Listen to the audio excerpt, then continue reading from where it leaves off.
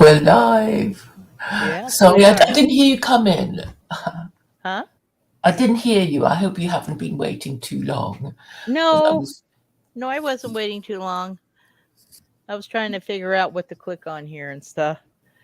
I'm still new to this. uh, Yeah. so you, I hear you have produced, well, you told me that you produced two videos. Well, So they're just maybe, little info ones on text. They're not. I don't think they're very exciting. I told people I would make one. I made one. Then somebody asked me a question, so I made another one. great. My Perhaps, idea is, yeah. My idea is that the Muslims need to open texts. So I just put my idea out there. I don't hmm think it's going to get much interest, but I put it out anyway because I said I would. uh-huh. Hmm. Well, I don't know your channel, but so Hmm. I'd be quite interested in watching Hmm. that too. Okay. So, so, um, so how have you been? Okay. Pretty good. All Did you right. go on your holiday? Yeah, I went to Yellowstone. It was nice. Great. Hmm. Uh, Just stayed for a few days. It did, was did really you did nice. you go in a camper van or did you just? No, no, we just went in our car and we stayed in a hotel outside the campground. Just drove in for a couple Mhm. days, and then we went to Grand Tetons National Park. Went Huh? there, but it was fun. Buffalo almost charged me though. I was taking pictures and I kind of, moved the camera because there was a whole herd of them out there. So Wow.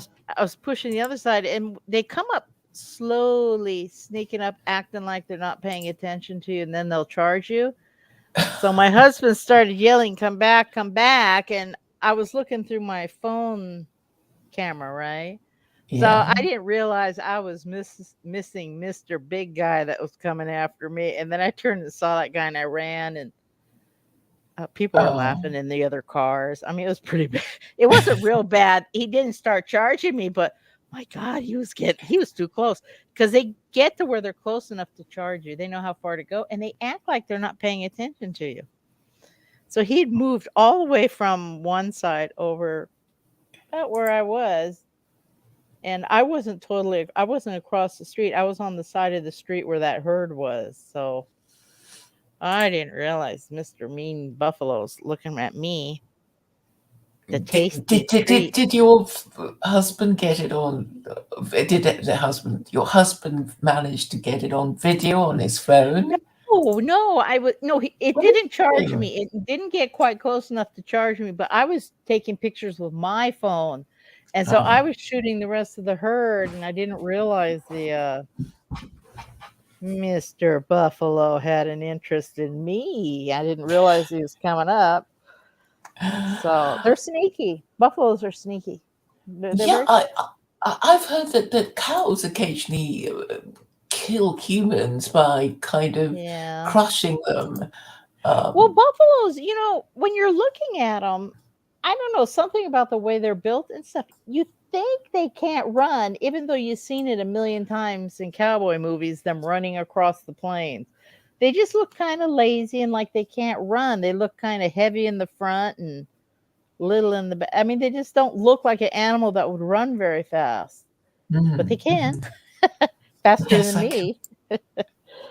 That's the point. They That's have stampedes every now and then, Well, don't yeah, they? they can run. They actually can run. I don't know what I was thinking standing there right on the edge of that road, but I Uh, guess my husband decided, you know, let's keep her alive. So he was warning me, yelling at me to get back to the car.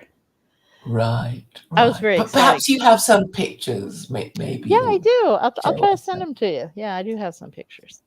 That'd be Yeah, I great. like them. I like the buffalo. I think of the buffalo. I think of old America when I think of buffalo, and I like them for Yes, some unknown there's a reason. song that goes something about where the buffalo roam free, Oh, yeah, or home where the buffalo. Yeah, yeah, yeah. I guess they're yes. So how does it go? How does it go? it's an old song though, like home, home. on the range where the deer and the antelope roam. Is it that one or I don't know? There's some old cowboy songs. When I was a kid, Uh, cowboy songs were more uh, common. They're becoming less and less common. Yeah. yeah, westerns are kind of, well, the ones with John Wayne. I mean, men go on about it, because I guess it's kind of part of their myth of masculinity, of heroic deeds, that sort of thing. Well, it's our old village life. I mean, really, up until about 1900, that was still going on, and so maybe I mean, there are still are some cowboys that do that herding and stuff, but it's Mhm. this Wild West town and all that stuff isn't anymore. But it was Do like you eat the hmm? buffalo? Sorry, carry on, carry on. No, I was just saying that's just kind of how it um but when I was a kid, like if you watch the old Mickey Mouse Club on TV, they had a whole bunch of cowboy segments in it because that was the old stuff that had gone out, that was going out. And so, you had parents and stuff who still remembered that stuff. Not my parents didn't remember it. They would have been very, very young, but their parents absolutely would have remembered this stuff if they were here. Hmm. I'm not sure they were even here then, but yeah. Hmm. Hmm. So Hmm. it's kind of like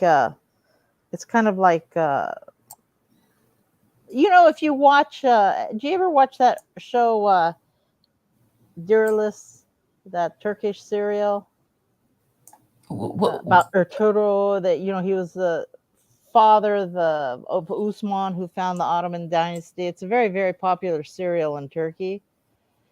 No, I And haven't. okay, people love that series. It's the most I think it's I think it's the most popular series not in the United States, in the Middle East, except or maybe it's the one about Suleiman the Magnificent. I'm not sure which one's the most popular, but that is a extremely popular serial. And people like it, and it's showing the old days in Turkey, kind of how people are, and that's what cowboy movies were like here. It's showing how kind of like how it used to be out west, Hmm. and people sort of remember that, and they had nice feelings about it back in the day, and they made those crazy movies. And they stuck Audie Murphy in them, which I thought he was quite boring as an actor, but he was the most decorated soldier in World War II. So when he came out of World War II, all of a sudden he had a career in the movies, and he looks like a kid. I mean, the guy looks like a kid. If you're going to line up a bunch of men, he'd be the last one you think would be the most decorated soldier in a war. That's just kind of but anyway, Eddie so Murphy, the actor, yeah. the black guy. No, no, no. Audie Murphy. Audie Murphy. He's an old World War II soldier. He was the most decorated soldier in World War II, Ah, and he had a career in the movies after he got out because of that. right, So yeah, I don't know why I right. said Eddie. I meant Audie Murphy. Audie Murphy. But Oh, he looks like a kid. I Yeah. haven't heard of him. So, it's Home on the Range. I think I used to. How does it Uh, go? Uh, I don't know. I don't remember these things. are you a good singer? No, I don't know how to sing. Uh, I was well, traumatized in elementary school by singing teacher. I mean, a music teacher back when they had music teachers in school, and she I had a music traumatized me, teacher. embarrassed me in front of class, and I never tried to sing a word again afterwards. Oh, oh, Yeah. that's mean. Yes. Yeah. Well, it wasn't her fault. I had a squeaky voice, and I sang what she said to sing out loud, and I got snickered at. So that was the end of that. She didn't snicker at me, but children Well, get traumatized over the stupidest things. I just, you know, that's just how yeah, it is. So I just never tried to but sing again. but surely when you went to church and stuff, you would sing along to hymns. No, no, no. I was brought up Catholic. Catholics back then, you stood in the pews and the choir sang upstairs. I used to sing for walks with my dad, though. I used to sing for him when we went for walks. He, Hmm. that was it. That was it. But Catholic Church, the congregation didn't sing. Right. We weren't like Protestants. So they had a choir that was upstairs that would sing, and You'd just listen to that. So did you have a Tridentine mass? A what? Is is it? I'm trying to think of a Catholic mass, which is and you don't sing. Well, I guess that's part of the fun of going to church, isn't it? Or joining in the singing, or that's what I thought anyway. Protestants sing in the churches where the congregation sings. Ah, Catholics didn't. I don't know what they do now, but they didn't back then. You just right. you're just there in the choir saying and it you know, it was before Vatican II, so it was all in Latin. Everything was Yes, Latin except for yes. reading the story or reading from the gospel, I guess was the English. And then they had responsive prayers. They'd say something and then the congregation says something back. You had these prayer books Hmm. going back and forth on that. But it's not the same experience as a Protestant church. And then they would do the whole thing with the Eucharist and all that, and you'd have to go do communion. So that was about Yes, it. Yeah. right. So the Tridentine Mass, I understand, is when the priest has his back towards you because he's representing the congregation to God, and then I think after Vatican II, he turned around in a Right, sort of right, it's showtime, folks, kind of right, way. right. Yeah, So we had the back of the priest. Yeah.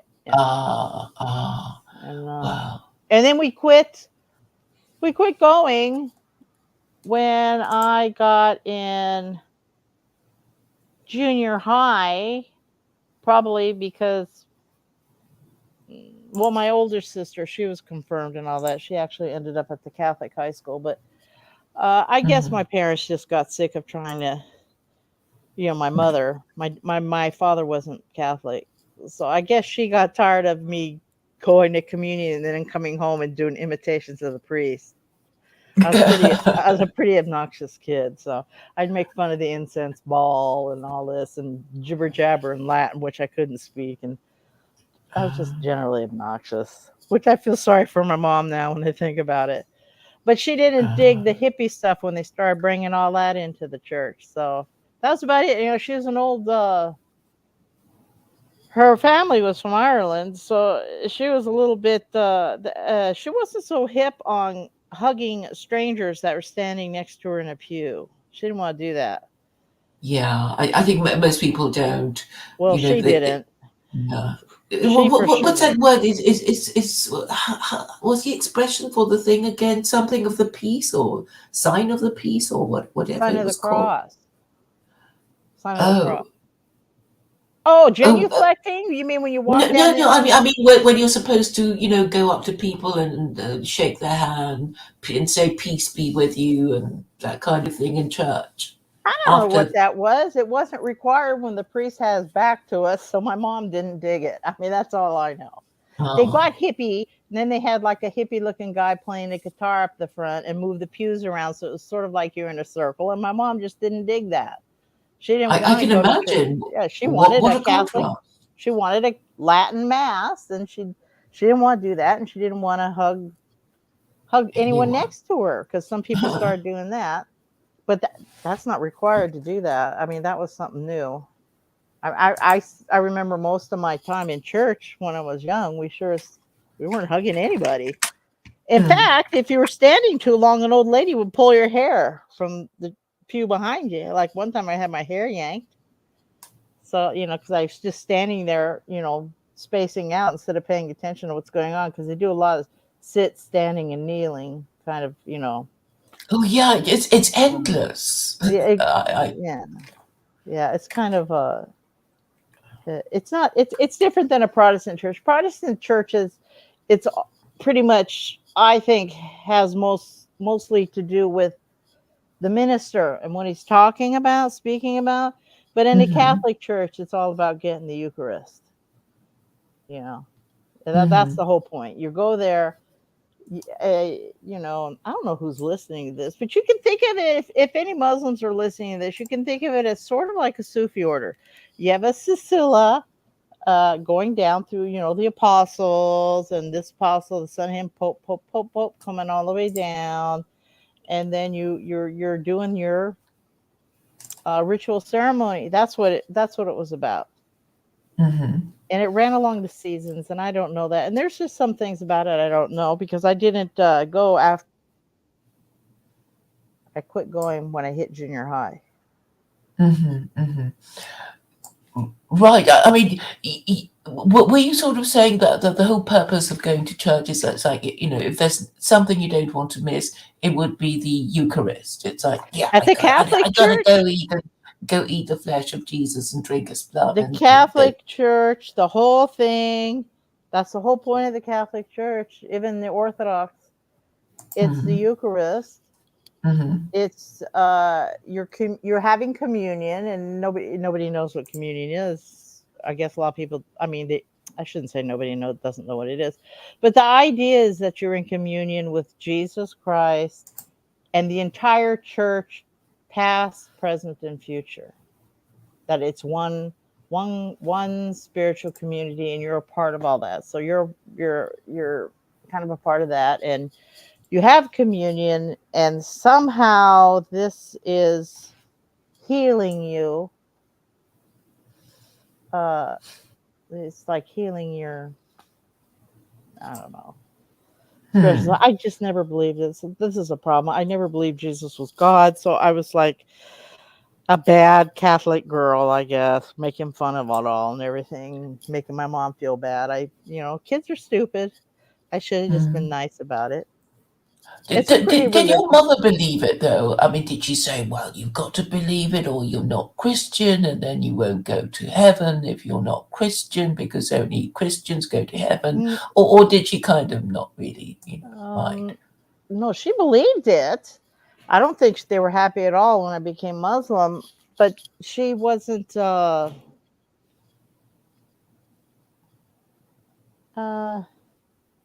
she didn't think because you weren't Catholic you weren't going to go to heaven. She didn't believe that herself personally. Didn't believe that, Mhm, so she wasn't as concerned about that as she was that someone was maybe going to be a good person. But she definitely believed it, if that makes sense. mhm, mhm. Okay, and my father, he was Protestant, but when my parents got married and had kids and all that, he had to sign those papers to get married in the Catholic Church, or to have a Catholic uh the Catholic Church recognized marriage outside of the church. Okay, but if you wanted an actual Catholic marriage Mhm. back then, the Protestant spouse, the non-member spouse, had to sign papers saying that the children would uh, be brought up Be Catholic. brought up in the Catholic faith. Right, right. So he signed Ah. that, and so when I became Muslim, he gave me a big speech about how Catholics were it was the best religion on earth, and I was just kind of shocked. Actually, I was just kind of like, well, I wonder why I never became Catholic. I was just kind of, well, Did that's you ask him? no, What I sort of- didn't ask him. I was so shocked. I was getting that speech from him. And then his other speech was that Moses was an evil man because he killed adulterers. That was the other one. But my dad used to read the Bible. Sometimes he would sit there and read the Bible in the evening, sometimes sitting in his chair. Uh-huh. So that was kind of interesting. But his background, his ancestral background, was Mennonites. Uh-huh. And then I don't know what, I think they became maybe Methodists. I'm not sure when they left their farming communes and stuff. But he was very conservative man, and it was kind of funny because he was a wild man compared to the rest of his family. If that makes, he was extremely conservative, Right. and my mom was sort of from Los Angeles. Was from Los Angeles in the Irish community. She was brought Uh-huh. up there where everybody else is Irish, and Mhm. so she wasn't from Ireland, but her thinking and behavior was, if that can make sense to you, because she was brought up in this huge area that was all Irish people. The school was Mhm. Irish. I mean, that was it. That's what she was around when she grew up. But yeah, she believed in the church. She believed in all of it. Yes. Oh. And Did you ever go to Ireland? yes, I did. I did. I went one time, but I didn't see relatives or anything. Mhm. And my grandfather was illegal, so he jumped off ship. I think up in San Francisco when they burned all those ships out in the harbor. But Why did they? they had so many Irish. Okay, my parents were old enough to be my grandparents. Okay, and Right. I'm 65. All right, Uh-huh. Uh-huh. they were the youngest of their parents. Their parents were also old enough to be their grandparents. So what's normally you would see maybe 3 or 4 people, you're seeing 2 when you look at my family tree. My parents and their parents. Do you understand what I'm saying? My Mhm. parents were born early 1900s. Mhm. Their parents were like 18 something. Anyway, so many Irish were starving. They were working on these ships that came in, and they came into San Francisco, and then Mhm. they were supposed to go back with the shipment in the ships. They were leaping off the ships and swimming the shore. Oh, because they didn't want to go back to Ireland. Oh yeah, they didn't want them off the ships. So many of those clipper ships were left in the harbor there up in San Francisco. They had to light them on fire to make room for any more ships to come in. They couldn't get the ships out. There was no crews. They're all running around, and he did that, and he ran down to Los Angeles, and he spent the rest of his life being an illegal alien. That's what he that's what he did. So and my grandmother, she seems to have a birth certificate, but we're not sure it was really hers. I don't Okay. know. I think she might have come across her. They might have came. There's a lot of Irish that came in through Canada on the Mhm. East Coast and stuff. And her mother worked on the railroad as a cook when they were building the railroad across the United States. Mhm. Mhm. So anyway, so they have the history here is kind of far apart when normally you'd have like 3 generations at least of people. In my Mhm. family, it's like 2. There's 2 of Mhm. them. And now I'm Right. kind of getting to be a has been myself. So, Mhm. but Mhm. it was an interesting um, thing. But if the church hadn't have changed and got groovy, maybe my mom still would have gone. Mm. And I didn't hate catechism so much, but we had a mean priest that used to pull the kids by the ears. I still Mhm. remember him. I still So remember his name. can you remember any catechism? Well, there was at that age it was mostly those prayers: Our Father, Hail Mary.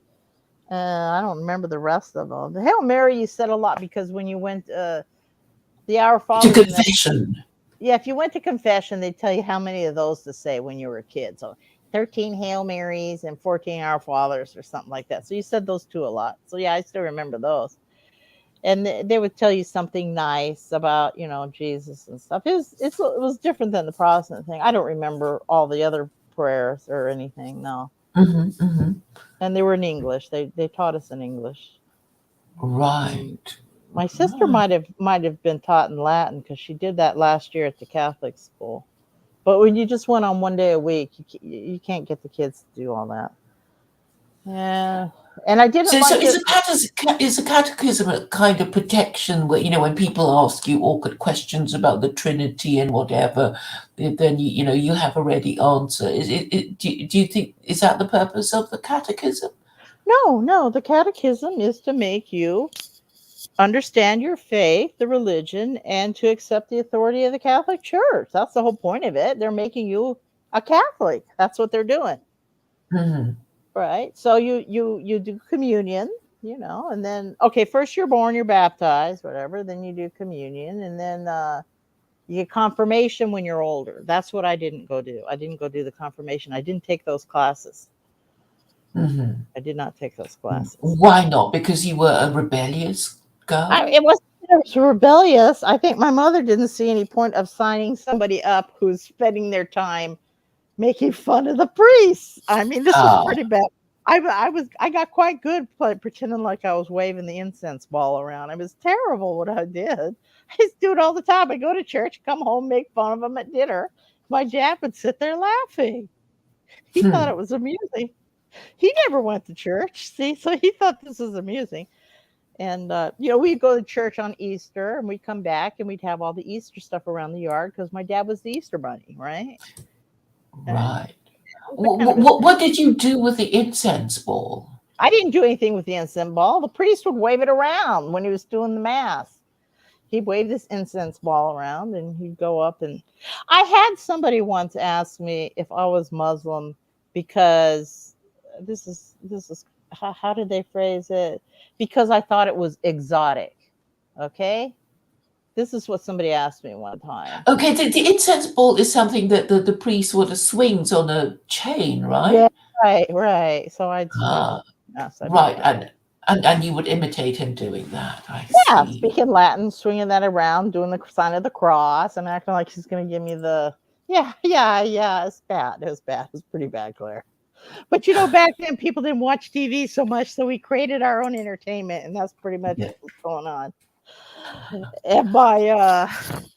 And it's terrible. Anyway, so I was asked one time if I became Muslim because it was exotic. Some people like foreign exotic things, and I Hmm. said, well, actually Catholic Church is way more exotic than anything you'd see in a masjid or a mosque.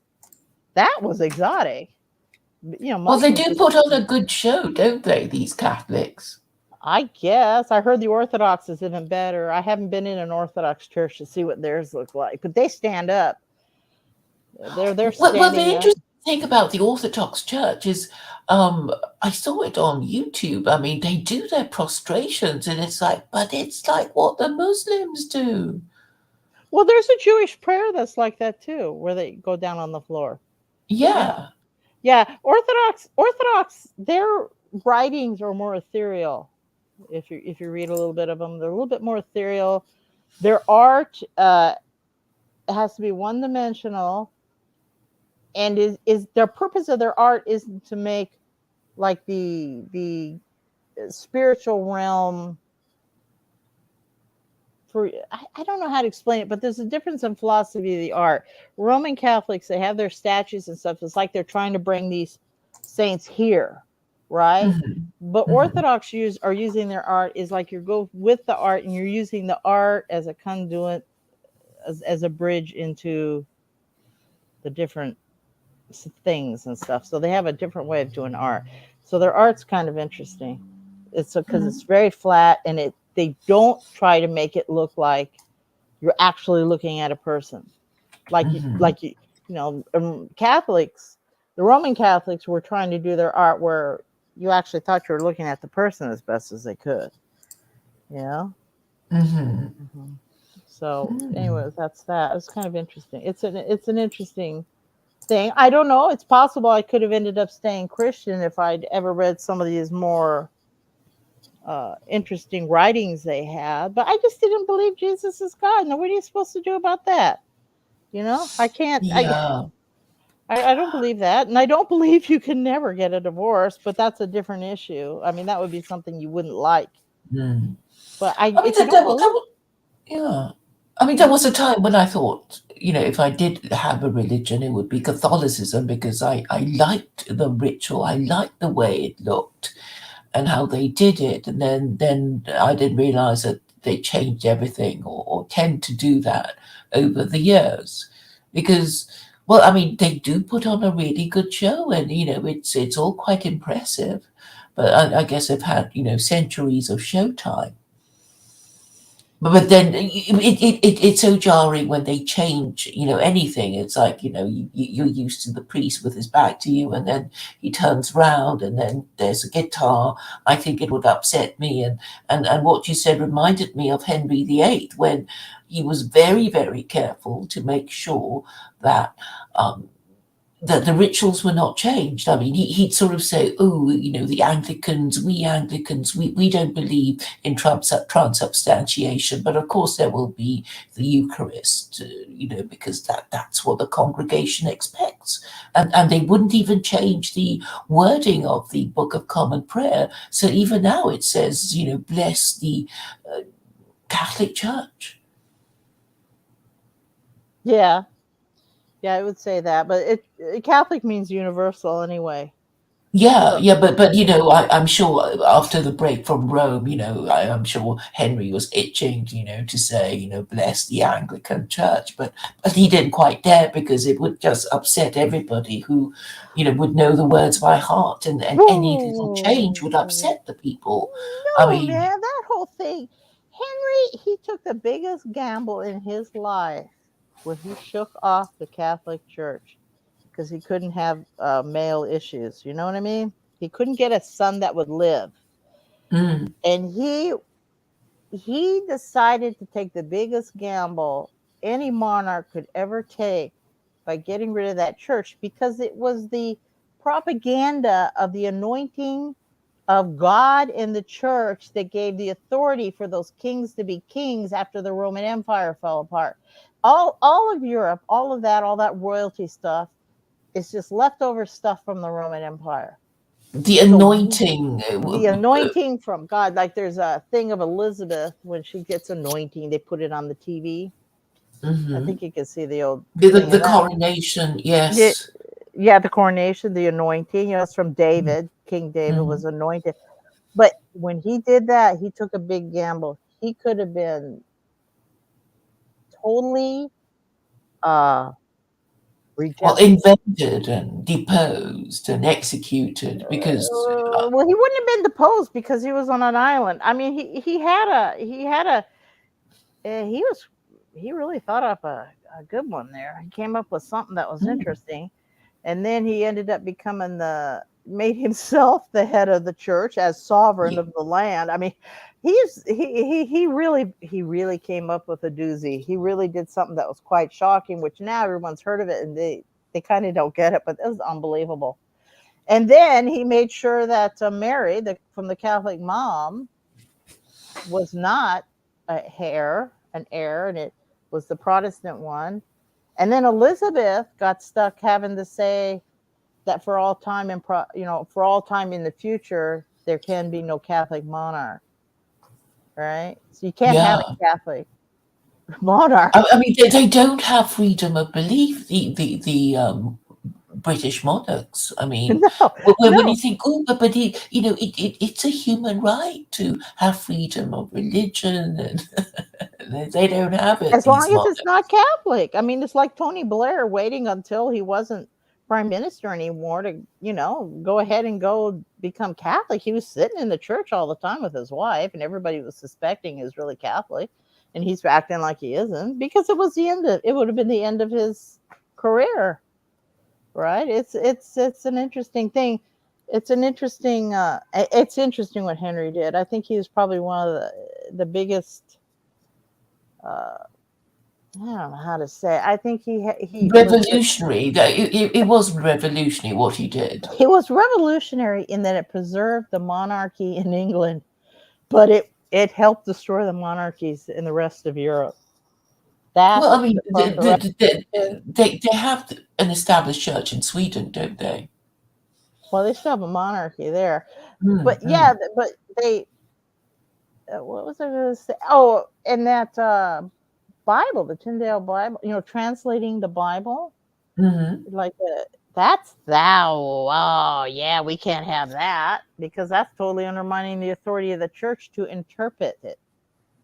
You can't have non-church interpret that. So there was never supposed to be a translation into anything except Latin and Greek. This stuff, it's really quite interesting when you start really looking at it and looking at what it really changed. It changed everything, these things, and Henry changed it all. Henry was Yeah. he saved his family, and then look at the rest of Europe. Most of them are gone. Most of the royalty, they're just titles they have with no authority. You know, Mm-hmm. it's interesting history. look at why people did what they did, or I don't know how he came up with that idea, but it was a quite. I think when you're looking at it, you just don't get it because we're living history now after all that's happened. Yes, when nobody cares about any of that sort of thing, but it was Well, nobody something cares that about it, but they weren't living that. I mean, I can imagine all the people standing there saying, "He did what? How is he yes, going to keep yes. his throne? He threw the church out. How did he?" It's Well, I mean, the um, Spanish Armada was, the Catholics coming for well, his daughter anyway. I mean, the Spanish Armada was meant to invade Britain and teach it a lesson for. yeah, yeah. Well, they're all inbred, you know. That royalty is all a bunch of inbred people. They're all cousins and third cousins and stuff all at the same time. You know, they're all intermarried. So it's just one big Yes, family having a, you know. yeah. I mean, they're kind of forced to marry each other because I think the lower down you are, the more grateful you are that somebody wants to marry you. But if you're very high up, then you're just forced to marry people in your class, and there's not that many of them, and you already Well, know most of them, maybe. there's a lot of, you know, she's my, well, okay. What is this person to you? Well, they're my cousin this way, but they're an aunt this other way. And they're, it's kind of gets like that. It's kind of, and some of the old family trees in the United States are like that too, because farmers, it's very common for people to die. People used to, if you have money, you remarried. And Mm, farmers and stuff, they would have a bunch of kids, and their wife would die.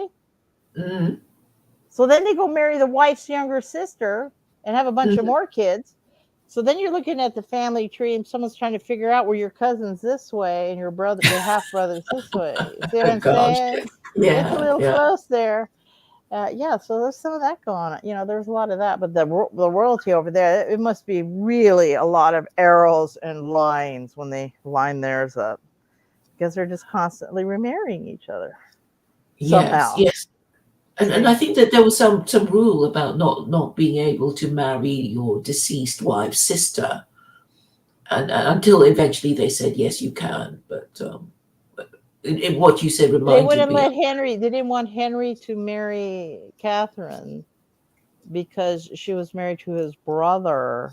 Yes, And so he Alfred. tried to say that it was consummated, and she said it never was. So she's never married him. So yeah, there was something from the Bible about that, Uh, uh, which I don't know if that was.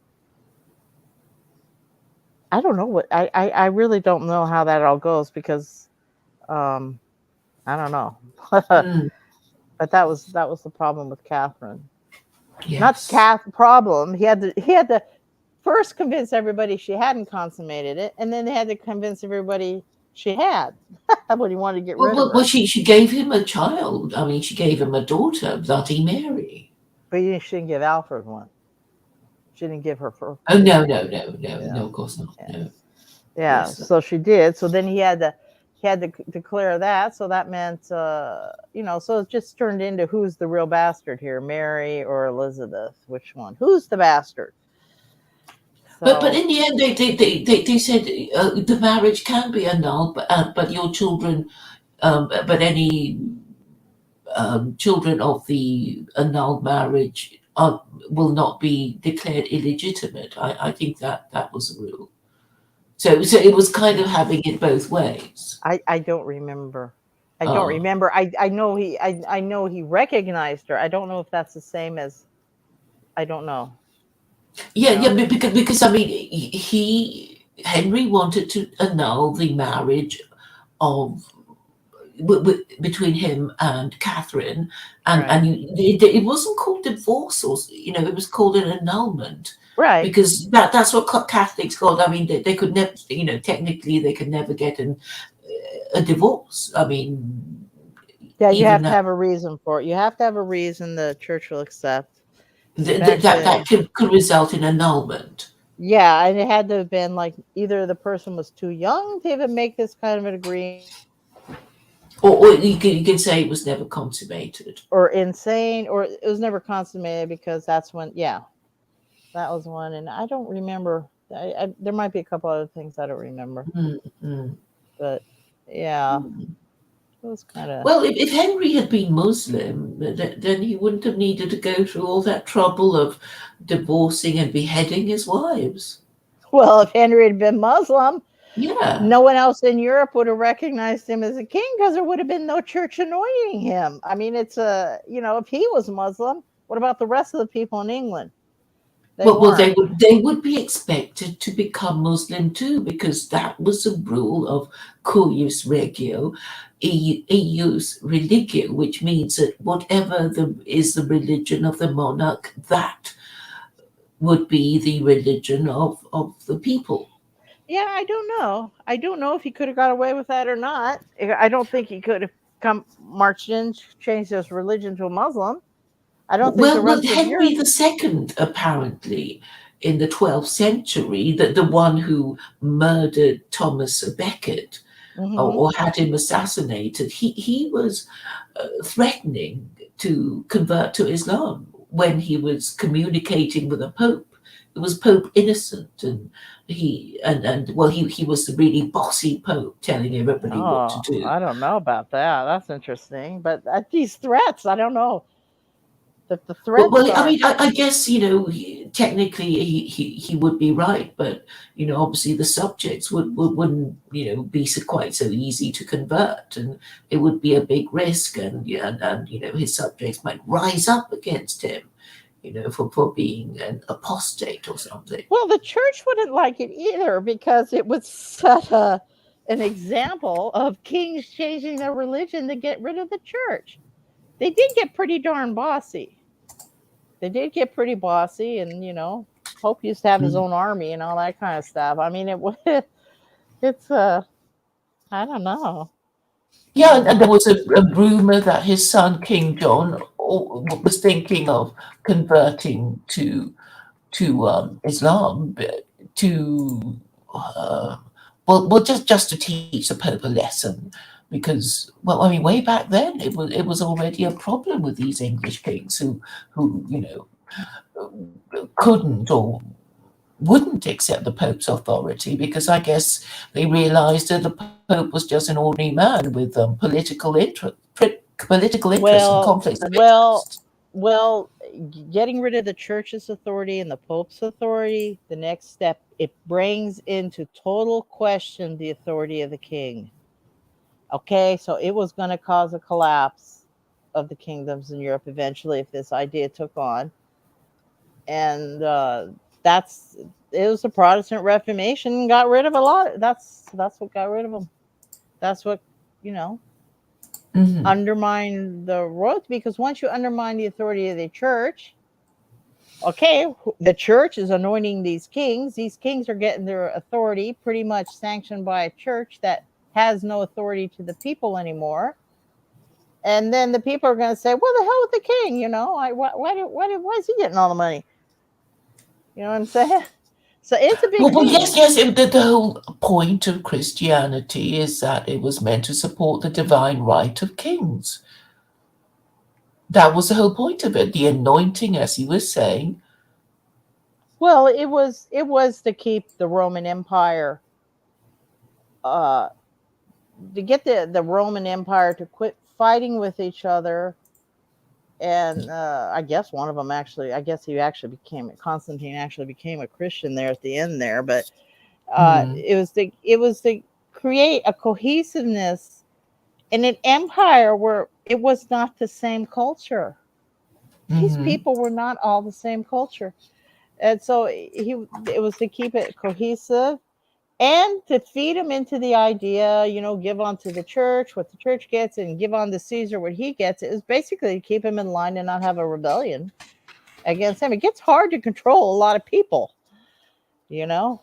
Politics is pretty wild. So he was trying to they were trying to create some reason that these all people could see themselves as all the same, under the empire, you know? Mhm.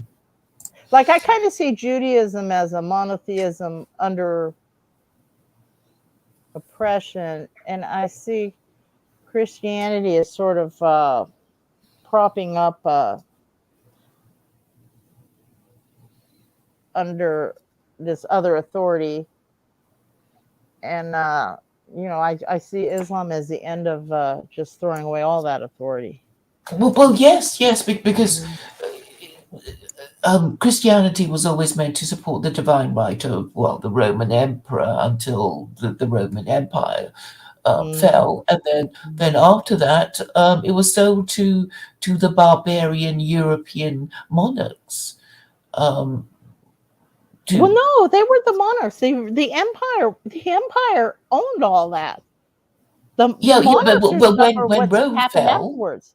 When Rome fell, then these little monarchs, these little kings who were under the empire, tried to tried to stay in control, and they all started, making peace treaties with each other and marrying each other to each other and doing all this so hmm, they could stay in power. It's really about a class of people staying in power too. I mean, it depends on how you're looking at.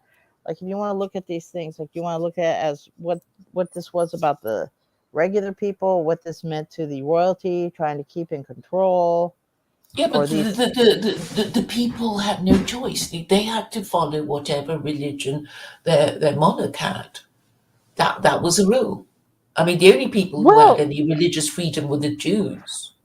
back then the idea was um, the political idea.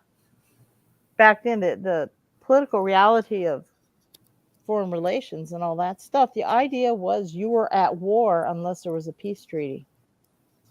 So how can you keep this peace treaty? So every time a king died, everybody would scramble around trying to renew their peace treaties. Now, Hmm. today, people think you're at peace unless you're at war. Well, that's much nicer, isn't it? Well, it's nicer, but it's also interesting because when you see Muslims bringing out some of these texts that are using the older version, it can get quite nasty, like milestones and say cool. He got, he was tortured by the English, so he came out, and wrote that book. Sorry, And who are you talking about? Sayed Qutb, he was an engineer, and he was arrested by the English in Egypt, I think it was, and he was tortured. And so he I came didn't out. catch the name of the person you're talking about. Sayed Qutb, Seyedqutb. He wrote the book Milestones, Uh and it huh. talks about the people, the house of peace, the house of war, this kind of stuff. That's that old political model. Uh huh. And so when you read in the Bible, there's a part in the Bible that says when you see each other, say peace, right? Hmm. And so if you're climbing around the mountains, you see another creature, you should say peace. They say peace. That's your peace treaty. Uh huh. Because you don't know if that's your friend or not, No. right? Yeah. So this was the thinking. And so if you bring in some of these ideas that are the political reality of thinking from medieval times, it doesn't quite fit today. People are not thinking everybody's an enemy until we get a peace treaty. That's Hmm. not the thinking today. But it is the thinking, Claire, of a woman walking down the street at night and a man's approaching, Oh isn't it? yes. Yeah, Better safe that than thinking sorry. is that an enemy? Is an enemy? That fear, Hmm. so that's actually pretty, probably realistic kind of view about it. But Hmm. Hmm. anyway, I'm Hmm. jabbering on here. I don't know. Am I talking too much, Claire? No, no, there's quite a lot of interest in what you're saying, all kinds of questions about you, asking you how old you Oh, were when you converted. I didn't see these. Let me look at the thing. Questions. Mm, Oh yeah, somebody said, how old was I? Yeah, I was 25 when I converted. was it So, that in 1986? oh no, it was like more like 81, 82. Okay. Yeah. I mean, I'm 65. It's about Hmm. 40 years ago, 40 years ago. Hmm. And Oh gosh, somebody says I have a Midwestern accent. Who's this Glib Medley? He's Jewish from New York. He says I have a Midwest accent. Are you very offended? No, I'm not offended. I've been trying to find out for years what it is I'm saying that people say that all the time. My dad was from the Midwest, and some this very particular area in Illinois, and they'll ask me if I'm from that town. And I don't Hmm. know what it is I'm saying that sounds like that, but then other people, in the States say, no, I don't sound like I'm from the Midwest. So what is he hearing? Well, I would know, but you do sound very all-American. And somebody, well, Jason Wilson is indicating an interest in your channel because it sounds like he wants to What is this subscribe to your channel. 1986?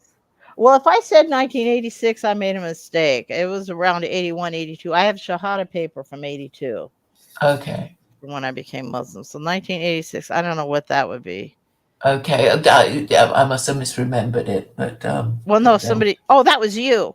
Yeah, that was yes. you saying that. Oh, sorry. Mm. Yeah, I might have said that when I have my senior moments, Claire. And I'd like to be younger, so maybe I wanted to make myself a little bit younger. I don't know. Well, somebody would like to I guess subscribe to your YouTube channel. Do you want Well, to? it isn't anything yet. I don't know if it's even going to be anything. I'm trying to promote the idea that white American Muslims, Euro descent Muslims, people from the indigenous people of Europe, the colonizers, whatever you want to call us, that we set up texts and get out of this masjid environment. That's what I'm trying to do. So I have 2 little boring videos up talking about that a little bit, which I can't see most people even being interested in. I'd like to see them, but you're not even telling me the name It's of your white channel. Muslim woman. That's it. White Muslim woman. Oh, is that it? Yeah, Okay. that's it. And my idea is for these texts. I think it's the best thing that we can do here. We have Mhm. a big problem in the United States for white Muslims, and I think that is the best answer. We have a problem that um, this woke politics is very anti-white people, and a lot of the immigrants are in that, and so many immigrants have come and keep coming and keep coming. They basically keep control of all the masjids, right? Mhm. Or they build new ones or whatever, keep controlling that. And so the problem isn't even really that maybe they don't want to be your little friend. The Mhm. problem is they're saying all this stuff against white people, and particularly white women, in front of our children. And Mhm. I've had enough. It's enough. I don't think it takes 40 years to change this. Every time I've talked to any of these imams and stuff, I was told to be patient. Well, I'm not patient anymore. It was Well, you know, I remember my mother. Okay, Malaysia is quite multicultural, and you mhm. get a range. I think people just sort of forget that the people that you might be. I don't know. You might actually have a black friend, and you might be complaining about black people, but in your mind you kind of don't register your black friend as being black, and therefore you just talk about it, and then the black friend gets all offended. I It's that don't sort of thing, I guess I'm trying to say. know, Claire. I'm disagreeing with you on that. I think Mhm. saying things in front of your little white kid that all the white women at the masjid were a bunch of horrors because before they became Muslim is not something It's that's sort of misunderstood. true, though, No, isn't it's it? not. No, it's not. And I find it really objectionable. I mean, there's some people that became Muslim when they were 16 years old Okay. that became I young, and then some of them, and whether they are or not. Who's to say what they were doing before? I mean, the whole thing Well, is people do make all these generalizations, and I suppose, it's not nice to hear, but I suppose we're talking about it being generally true, but obviously no, not in it's every almost regard. become a fifth pillar of Islam in the United States to So, hate whitey. That's what it's turned into. Okay, that's what's going on. And I did my bit for unity 40 years. I'm done now.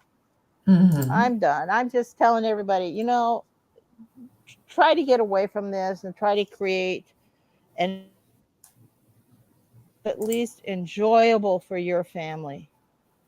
And so your children won't feel so horrible about being white. I mean, it's ghastly.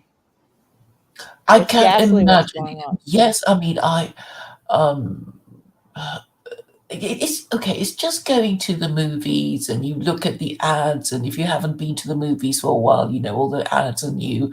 And yesterday, I went with a white middle class female friend, and we were both thinking, where are the white people? Why is everybody black in all these ads now? You know. And it's disconcerting, even if you're not white. It's like, what? Well, why are they doing this? But they're okay. It's an extension of leftist liberalism that has run amok in the masjids.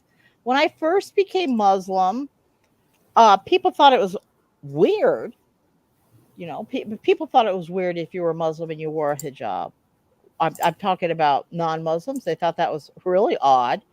The Muslims thought it was really odd, but okay, you're weird. That's all. That's all they.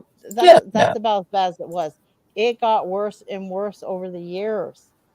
And so what happened was, it was like if you were in an abusive marriage where the guy starts putting the screws on you a little bit, then next year he gets worse. And so you're accepting a low level of abuse, and it becomes more and more and more and more and more until you realize you must have been insane to stay married to this man. That's the Hmm. situation we're in. Hmm. Okay, now some people that get along with it, white Muslims, it makes a big difference how blonde you are. Okay, Hmm. some people are in there, and they're a little bit darker, like Italians and stuff. They get along not so bad. Hmm. And the children and stuff. I mean, some of the blonde kids were really made fun of horribly, and it went on for years, Claire. I mean, you have to Hmm. think of the whole psychological damage this does. You're taking your kid to a place on your free time where they're going to make fun of you. They're Yeah. going to make fun of your race, make nasty comments. It's Yeah. bad, and it goes on for years, and it slowly keeps getting worse and worse and worse. Hmm. Hmm. Okay, this was the mistake. Okay, it's one thing as an adult if you go somewhere and it's kind of like this. Okay, so what? Right? So Yeah. what? If it's But just yeah, it's bad if it gets worse. no, it psychologically damages your children because Hmm. Muslim kids are also ostracized. I mean, the white Muslim kids are also ostracized. I can't even speak right. They're rejected by white society. Yeah, yeah. I think you said the word right anyway. Uh, Yeah. I it's a mean, growing. well, somebody Muslim kind of said to tell you that it's like, well actually, Muslims are pretty mean to each other, even though you were born in the faith. I mean, there's lots of sort of bitchy Okay. backbiting going Well, you on, know and what? You know what? I come from a culture that if I'd gone to a Catholic church, I could have been sitting around a bunch of people that didn't say anything about my race at all. And I could have had my children around they people that might be didn't say saying anything about me. mean things about you I'm for not other talking reasons. about anyone said anything about me personally. Mm, I'm talking about this climate of mm, anti-white hate mm, directed at mm, Muslims, that somehow I'm supposed to buy into the idea that I have an inferior heritage and an evil psyche in culture because I'm white. Now, I Mm, don't know a single white person who became Muslim because they were a big fat racist. Why would you do that? Why would you join a religion and go sit in a place where you're probably one of three other white people of about 100? Why would you do that? It defies well, reality. The whole thing is awful. Uh, yeah. um, these texts need to be built, I believe, not built, but created as an alternative, but also as a statement that we're just not going to take this anymore. Mm-hmm. Immigrants don't get to define my Islam or how I'm supposed to accept humiliation in my own country. Mm-hmm. And I Mm-hmm. don't want to hear this excuse anymore that we humiliated the American Indian. Like I want the immigrants to win right now. What's going on in these masjids? I Mm-hmm. don't want to live where, we had a culture where well, I mean, it depends on where you're at, really, but you could walk down the street generally and not be harassed. Let's see. No, you were always harassed sexually by men. You always had men Yeah, trying yeah. to I talk to mean, you and wolf this kind of whistles stuff. and all that kind of thing. But Mm. it was a little different. It was a little different. The civil rights thing was going on and everything. It was pretty wild and stuff. But I mean, I'm getting it from everywhere. I've had non-Muslims throwing garbage on me and stuff. I Really? got yes, I have. Oh, I had a man leap out of a car one time, came after me trying to beat me with a huge stick bat thing. Me and a friend of mine. oh, Um, that's I've had. terrible. Well, I'm not saying it for pity party. I'm saying you put up with stuff if you're a Muslim and you wear a hijab and you're alone somewhere. You do put up with stuff, harassment, and if you look different Mm, you get harassed more. Well, white Muslims look really different from pretty much everybody else in the masjid. So mm, they're anti Muslim. Went to one masjid. My husband, his brother had died. mm, Okay. One of his brothers. Actually, a couple of them died, but one died. He wanted to go, he just wanted to go to the masjid. I think mm, I forgot what was going on. But anyway, so he went. But I went with him that day because I just didn't want him to make that long drive by himself. mm, I was being nice to him. So I said, "Oh yeah, I'll go too." So I mm, went, and then I couldn't find the room where the English was for the women. mm, And then when I found it, it was too crowded. mm, So no, no, I didn't find it yet. That's what happened. I didn't find it. So I went out into the parking lot and I listened to about I don't know how many kids there were out there. There was a lot of kids. Some of them were mm, playing games. A lot of them were playing on their phones. They all speak English. Those kids all mm, spoke English because they were immigrants and they went to school here, right? mm. What do you think they were all talking about? What? How much they hate white people.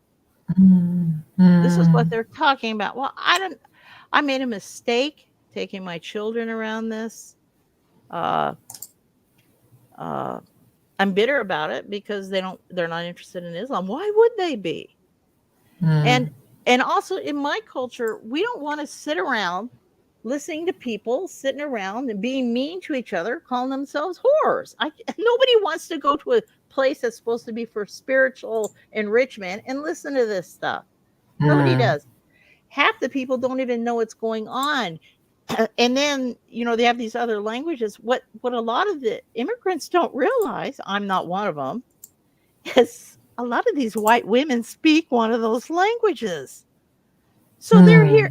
Not only are you hearing stuff said in English, your kids hearing stuff.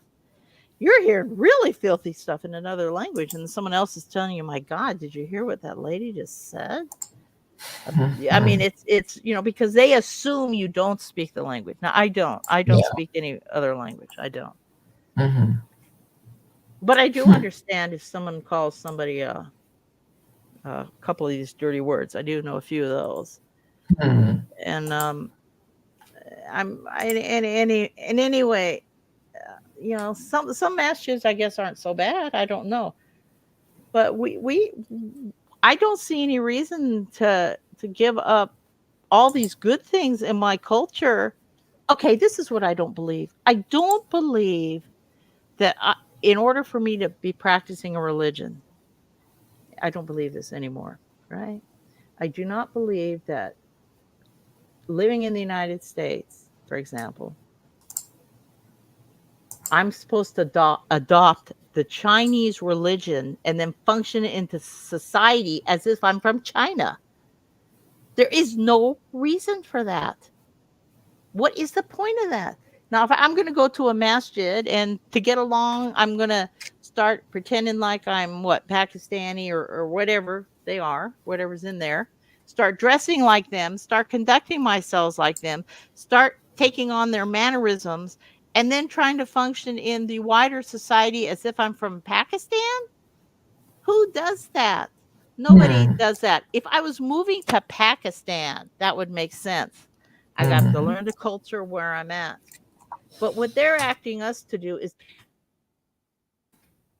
our behavior, our mannerisms, and conduct ourselves in wider society and speak about issues as if we are part of some sort of victim oppressed peoples where the white man's the enemy. And why would we do that? Why would anybody do that, Claire? Hmm. You came from Malaysia, you went to England, right? You understand Hmm. Malaysian culture, you understand British culture, right? Hmm. You're not Right. you're not going to England from Malay. You're not going to pick a third culture to start pretending like you are and then function in England, right? If you go become Muslim at the masjid, maybe you can start functioning as a Malaysian in English culture, say, right? Or whatever. What is the point of doing that? What is the point?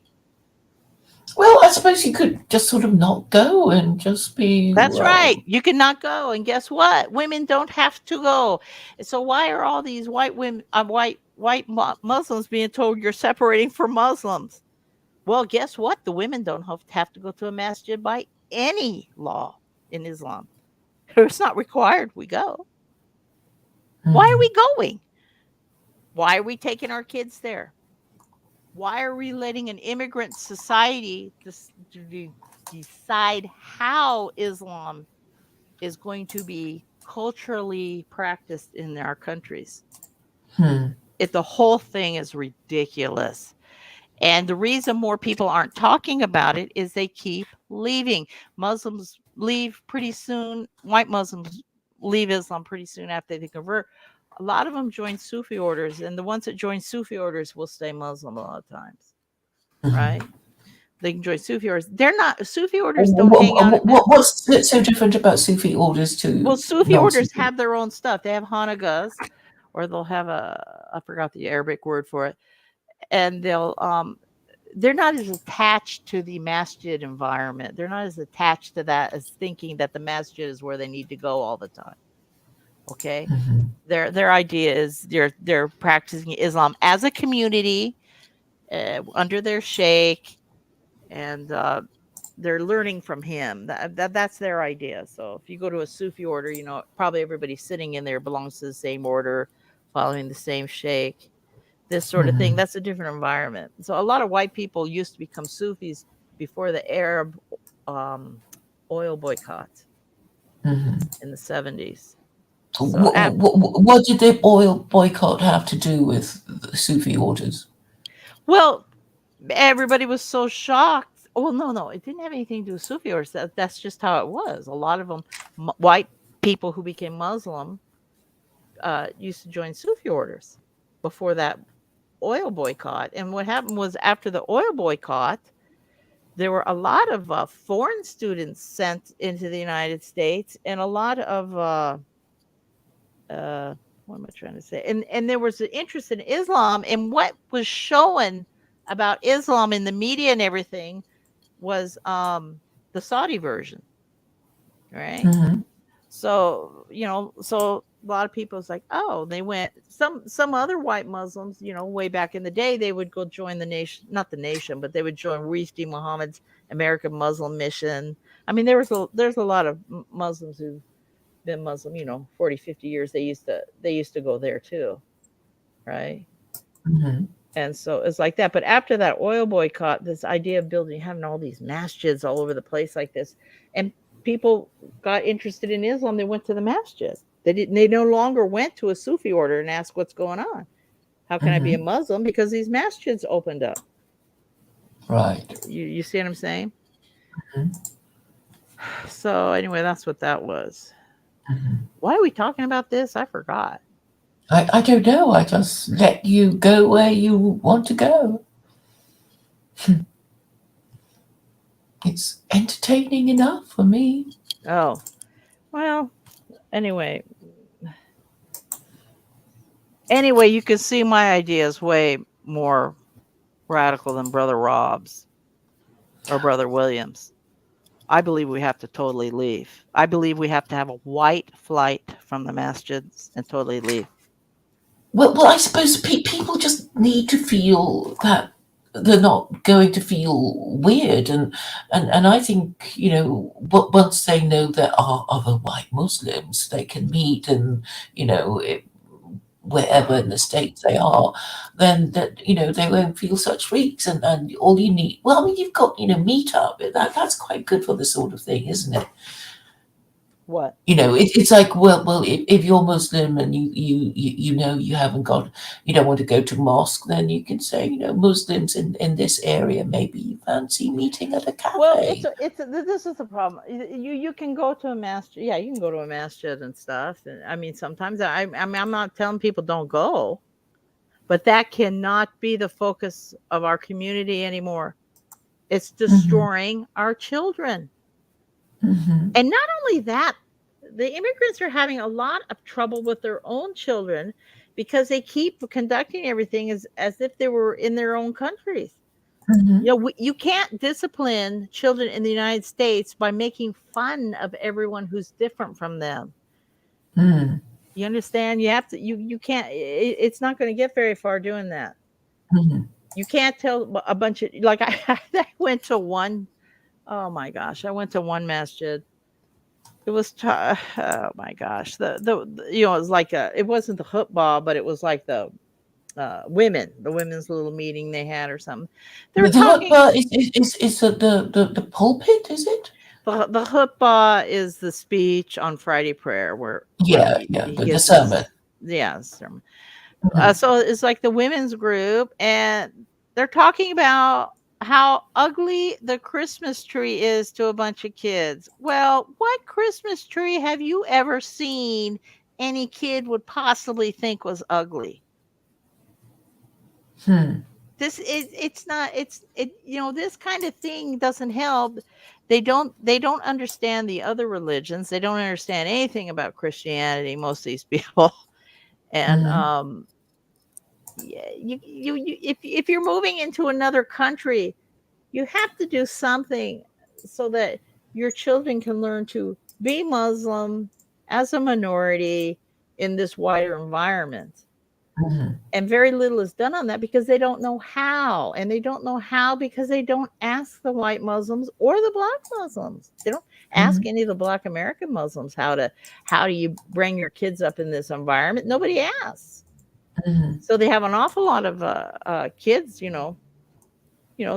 have drugs and stuff, and children in juvie hall and this kind of stuff. I'm not saying all of them, but enough. Hmm. And you're seeing people who are here 3 generations and they don't understand any of the things we say. Like they don't know what the term water under the bridge means.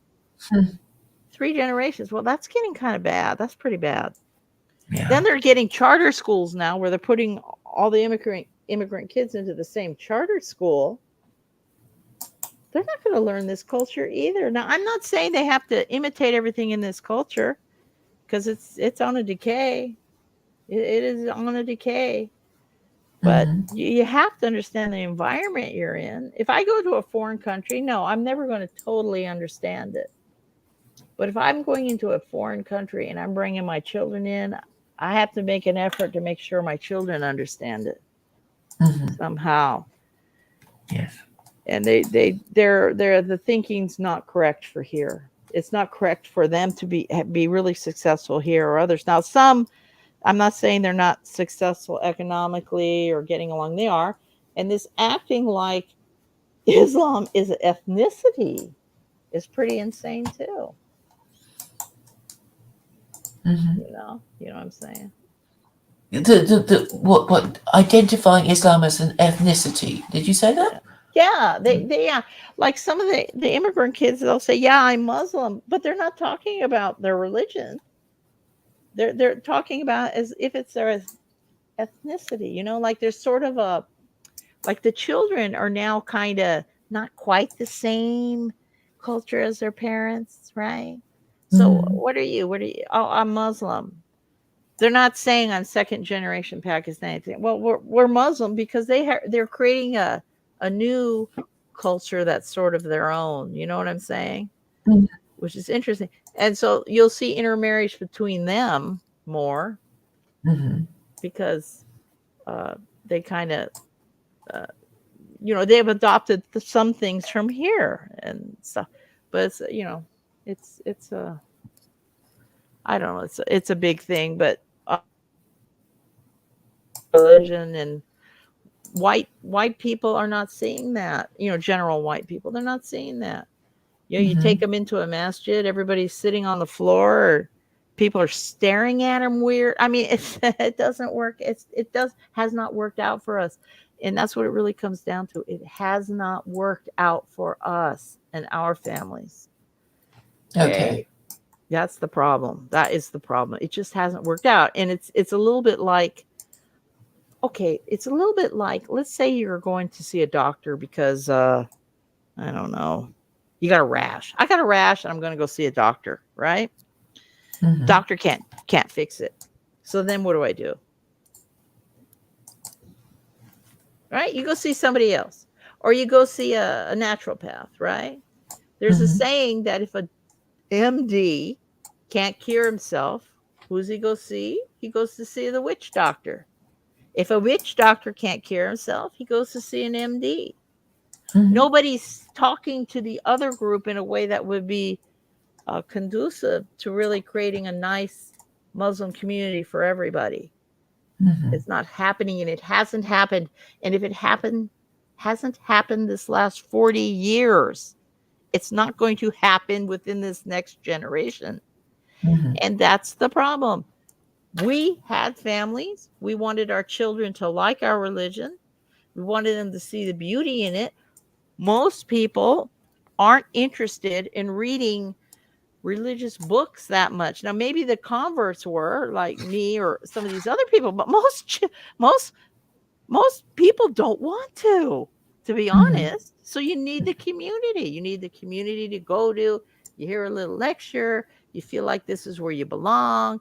You don't want to. You don't want to. It was really important to have this. We don't have it, and people keep saying, "Well, have patience." Well, how much patience? I have to start looking for my plot, my little Muslim grave plot. Where am Mm-hmm. I going to get buried? Oh. You see what I'm saying? But I don't have children. I'm not going to have any more children. Mm-hmm. But these other, all these new converts that come in don't realize this is what it's going to turn into because all of us have left. You have So, Muslim. where would you go about looking for, well, your grave? I Well, a mean, Muslim how is that graveyard. A Muslim graveyard. I'm saying is this time of trying to do things as a family for my children is past for me, is what I'm done? Mm-hmm. saying. So it's an indication. So then I have to go buy my grave plot somewhere, get ready Mm-hmm. for that. My lifestyle now is not how am I going to bring up my kids or how am I going to deal with the school teachers and all that kind of stuff. That's not what's going on in my life right now. I'm Mm-hmm. past that. What you have are people converting, coming in, and they're not even seeing people like me because a lot, a lot of white Muslims leave masjids. It's true. A lot of the older ones quit as soon as their children become adults. So they're not understanding the new ones coming in or listening to this, hate whitey and we're all supposed to be one group, and well, it doesn't exist. And they're going to keep going and make the same mistake I made. You understand? Well, I suppose people would just go to mosque, and if it's too unpleasant, they just won't go. And, Yeah, you a know, bunch of them do, but I'm talking about the people who actually stayed Muslim. There's a lot of people who've been Muslim 50, 60 years, this kind of stuff. You're not talking to them at the masjid. You're not talking to converts that have been converted that long. They're not getting advice from anybody. These younger converts coming in. Instead, they're getting advice from immigrants who don't know how to live here, not in a way that's fully productive. Okay, so how is that helping? How's that going to help their families to repeat the same thing again? Because that's what's happening. Two generations gone through this, right? Two do you generations. know others like you who run a YouTube channel or something? Well, Or you this is all new to me, Claire. I was never doing any of this stuff, YouTube stuff. I was never fiddling around with this stuff. I used to be on Facebook a little bit. Mhm. You know, I like talking about religion and stuff. I like discussing religion with people. That's what I like. I like doing. Well, I guess you'll just have to get big as a YouTuber, and then you can dictate Well, your it terms. doesn't matter. I mean, it doesn't matter anymore. None of this. I don't see any of it matters anymore. I mean, I hope things work out for everybody. And if people want to listen to what I have to say about this, they can think about it. Brother Rob has been Muslim 18 years. I've been Muslim 40 years.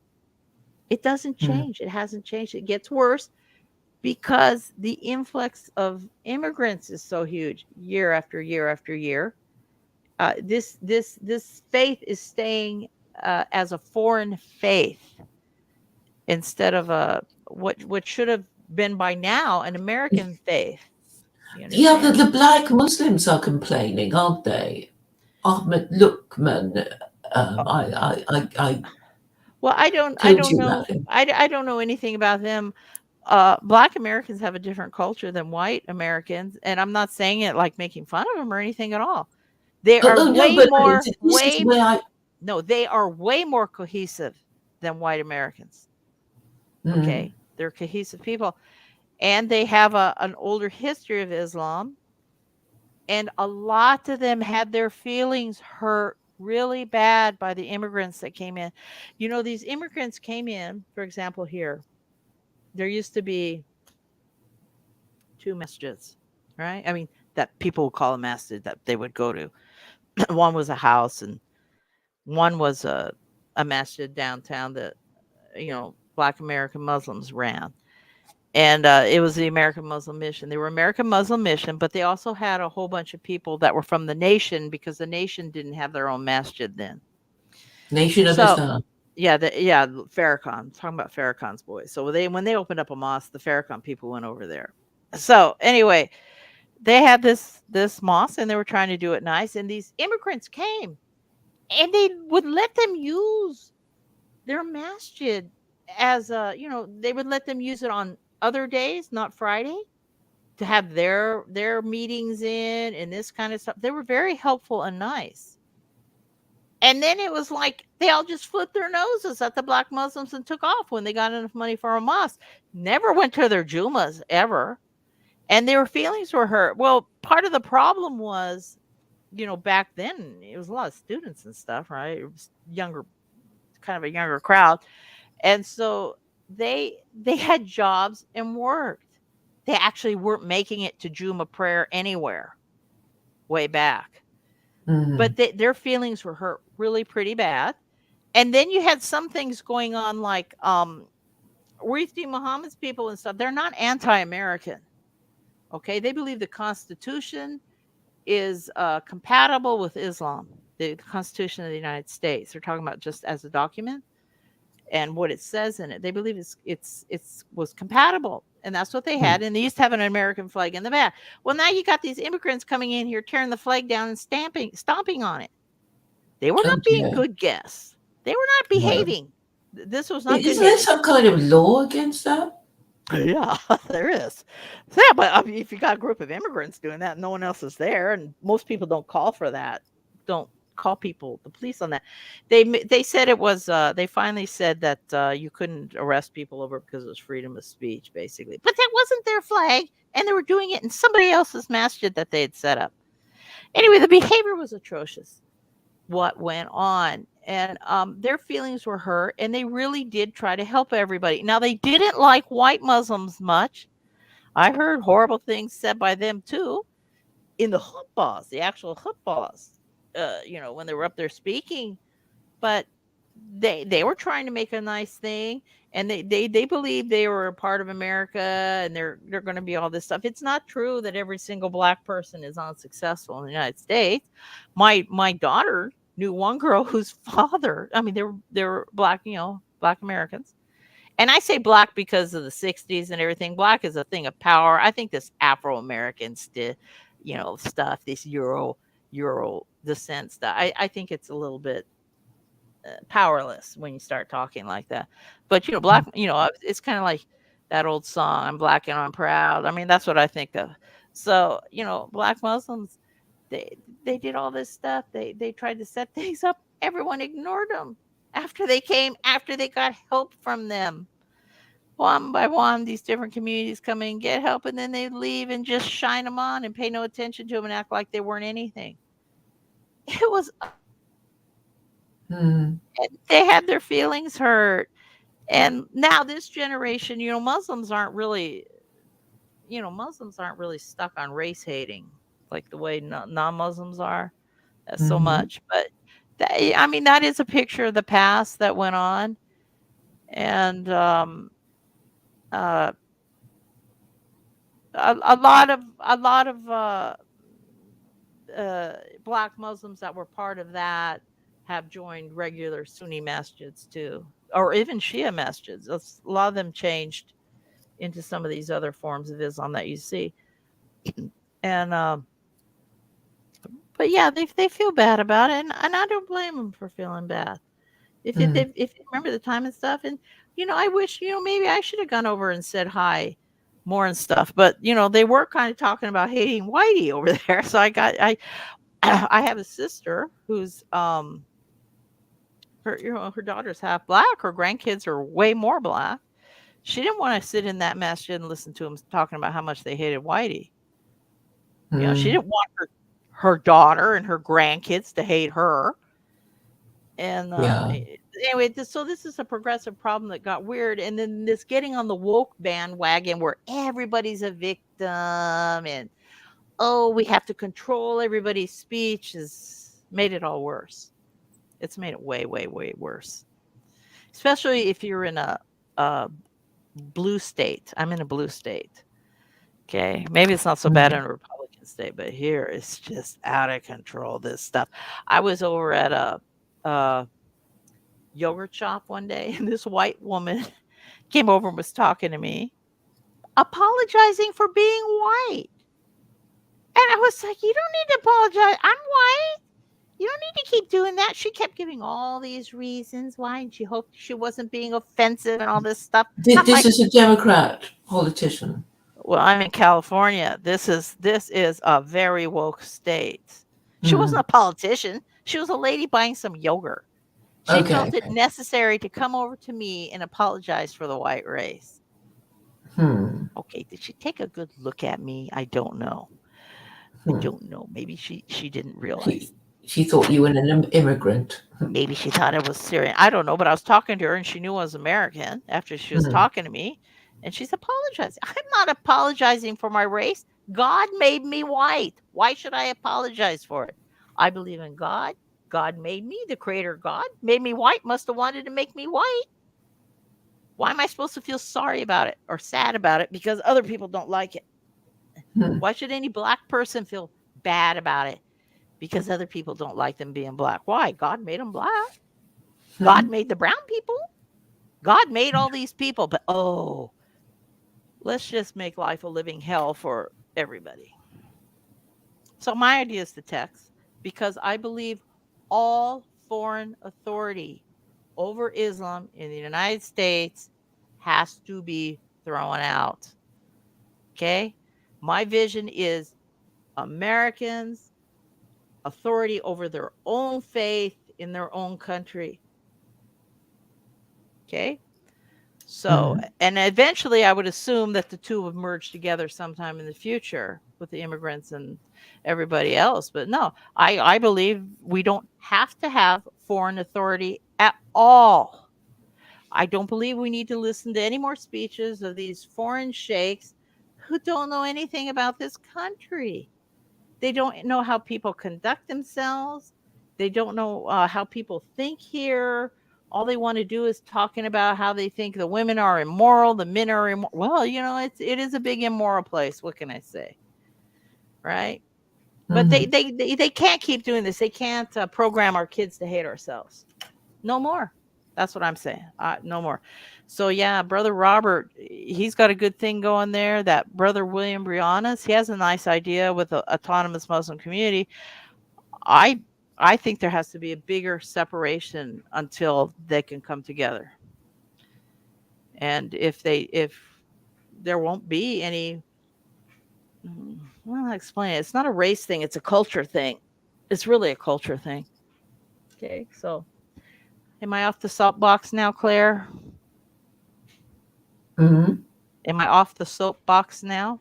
I think so. Yeah. And I am, I guess, falling asleep. Sure.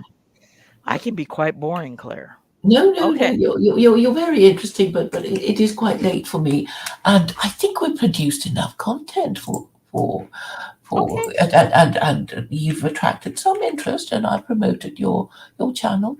Oh, well, I don't really expect that to go anywhere. I've just put it up. I told people I would talk about text, so I put it up.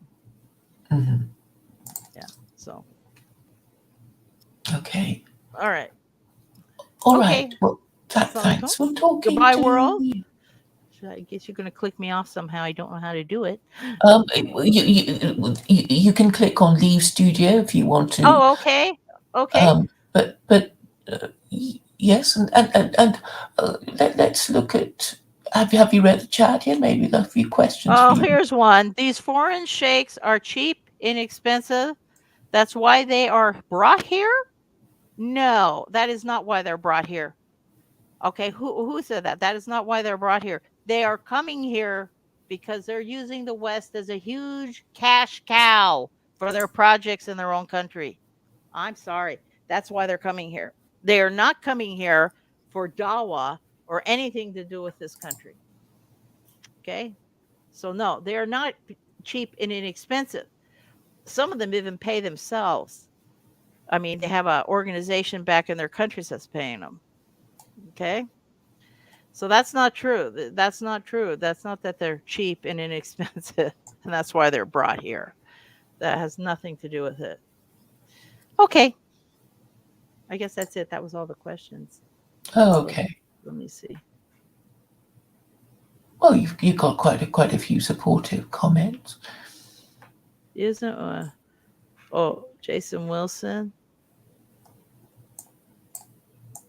Well, no, I don't think it's not an issue that the immigrants have to become everyday Americans like everyone else. It always takes a few generations.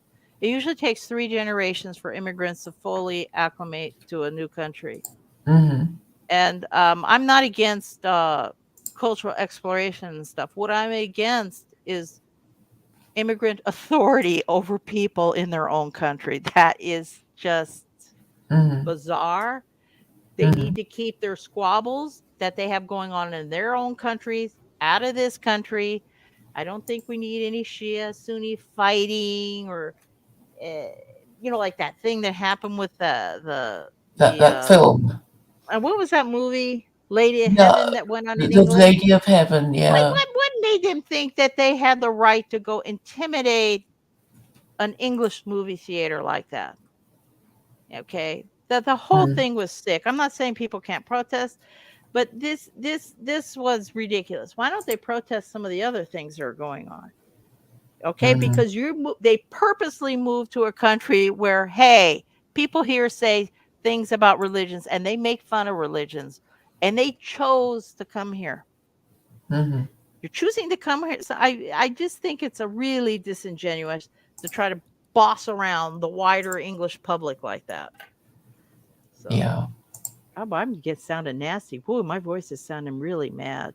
Yeah, I'm a bitter old woman. That's what I am. I'm a mad, bitter, angry old woman. Okay, Claire. I'll talk to you later. Bye, Okay. everybody. Bye, everyone.